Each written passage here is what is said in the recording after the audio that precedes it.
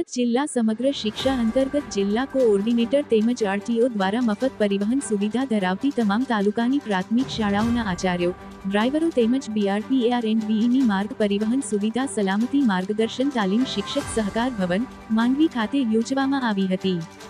સદર તાલીમમાં મુખ્ય વક્તા તરીકે ઉપસ્થિત બારડોલી આરટીઓ કચેરીના પીબી પટેલ દ્વારા માર્ગ સલામતી, વાહનોની ફિટનેસ, વિવિધ વીમાઓ, સીટ બેલ્ટ અને સલામતી સંબંધિત માર્ગદર્શન આપવામાં આવ્યું હતું. તેમની સાથે ઉપસ્થિત દિવ્યેશભાઈએ પીપીટી માધ્યમ દ્વારા માર્ગ સલામતી બાબતે સૌને વિશેષ માહિતી પ્રદાન કરી હતી.